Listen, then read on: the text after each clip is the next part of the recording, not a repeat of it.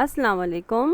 جماعت ہشتم میٹرک اسلامیات کی آج کلاس میں ہم پڑھیں گے سبق عقیدہ آخرت اور تعمیر سیرت میں اس کا کردار۔ بچوں، سب سے پہلے میں آپ کو بتاؤں گی عقیدہ آخرت کا مفہوم کیا ہے۔ عقیدے کے لفظی معنی ہیں کسی چیز پر پختہ یقین رکھنا، اور آخرت کے معنی ہیں بعد والی زندگی۔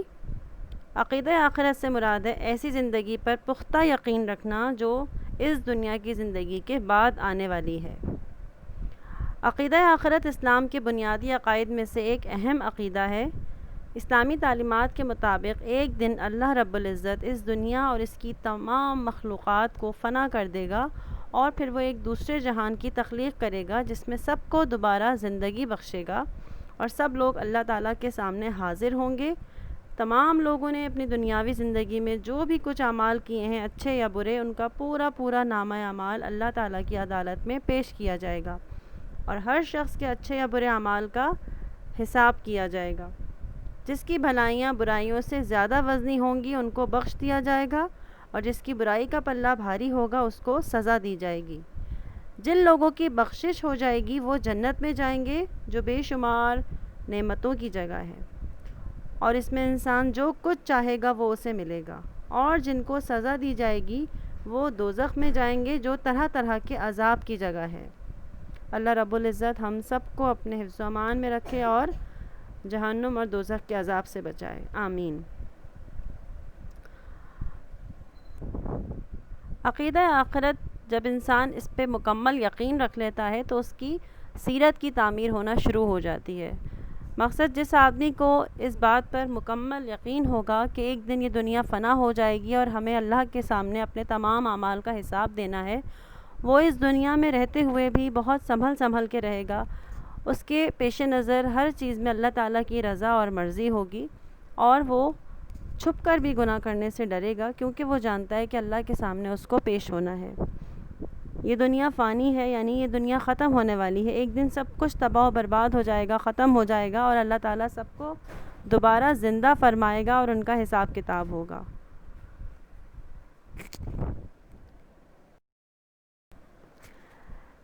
انسان جب اس بات پر پختہ یقین رکھتا ہے کہ وہ اس زندگی کے بعد، جو کہ عارضی ہے، ایک نئی زندگی پائے گا، یعنی عقیدہ آخرت پہ اس کا پختہ یقین ہو جاتا ہے، تو وہ ایک بامقصد زندگی کا شعور رکھنے لگتا ہے، یعنی وہ ایسی زندگی کو پہچاننے لگتا ہے جس میں اس کو اللہ رب العزت کے تمام احکامات کی اور عبادات کی پوری طرح پابندی کرنی ہو، لوگوں سے پیار محبت سے پیش آنا ہو، اور تمام تر گناہوں اور برائیوں سے اپنے آپ کو روکے رکھے گا، اور اس کو نیکی سے محبت ہو جائے گی اور بدی سے وہ نفرت کرنے لگے گا۔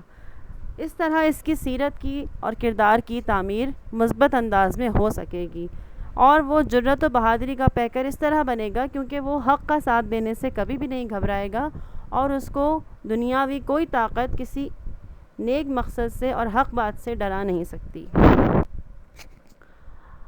قرآن مجید میں عقیدہ آخرت کی اہمیت پر جا بجا زور دیا گیا ہے۔ مثال کے طور پہ آپ کے سامنے چند آیات کے ترجمے پیش کیے گئے ہیں۔ سورۃ البقرہ کی آیت نمبر 77 میں ہے، نیکی یہ ہے کہ جو کوئی ایمان لائے اللہ پر اور آخرت کے دن پر۔ اس کے بعد سورہ البقرہ کی ہی آیت نمبر 4 ہے، اور وہ آخرت پر یقین رکھتے ہیں۔ سورۃ النحل کی آیت نمبر 22 ہے، جو لوگ آخرت پر ایمان نہیں لاتے ان کے دل حق بات سے انکار کرنے لگتے ہیں اور متکبر ہو جاتے ہیں۔ اس کے علاوہ اللہ تعالیٰ جگہ جگہ قرآن میں اپنی آخرت کے دن کی ہولناکی کا تذکرہ کر کے لوگوں کو راہ راست پر آنے کی تلقین کر رہے ہیں کہ اس دن کا کڑا محاسبہ ہوگا، اور جو لوگ اس دن پر ایمان نہیں لاتے یا ایمان لاتے ہوئے بھی جھٹلاتے ہیں ان کو اس دن سخت عذاب سے گزرنا پڑے گا۔ اور اللہ تعالیٰ فرماتا ہے، تو جس نے ذرہ بھر بھی نیکی کی ہوگی وہ اس کو دیکھ لے گا، اور جس نے ذرہ بھر برائی کی ہوگی وہ اسے دیکھ لے گا۔ یہ سورۃ الزلزال کی آیت نمبر 7 سے لے کے 8 تک ہے۔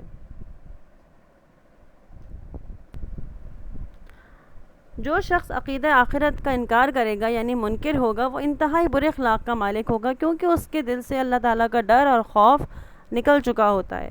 اس کو کسی اچھے برے کی تمیز نہیں ہوتی، وہ اپنے آپ کو کل معاملات کا مالک اور آقا سمجھتا ہے، اور وہ یہ سمجھتا ہے کہ وہ دنیا میں جتنا بھی ظلم کرے، جتنا بھی فساد کرے، اسے کوئی پوچھنے والا نہیں ہے۔ یہ خیال شیطان ہمارے دلوں میں ڈالتا ہے تاکہ انسان کو آخرت کی فکر سے بے نیاز کر دے، اور یہی عقیدہ آخر کار اس کو تباہی اور بربادی کے اس گڑھے تک لے جاتا ہے جس کا نام جہنم ہے۔ میں امید کرتی ہوں کہ ہمیں آج کا یہ سبق جو ہم نے پڑھا اس کو سمجھنے میں آسانی ہوئی ہوگی، اور اللہ تعالی ہمیں اپنی رحمت و برکت سے ان تمام باتوں پر اور عقیدہ آخرت پر دل سے یقین رکھنے، ایمان لانے اور اللہ کے خوف میں مبتلا رہنے کی ہدایت دے، اور اس کو سمجھنے کی توفیق عطا فرمائے۔ اگر کوئی بات آپ کی سمجھ میں نہیں آئی ہے تو اس کو اپنے کلاس میں یعنی لائیو سیشن میں پوچھ لیجیے گا۔ تب تک کے لیے اپنا بہت خیال رکھیے گا۔ شکریہ۔ اللہ حافظ۔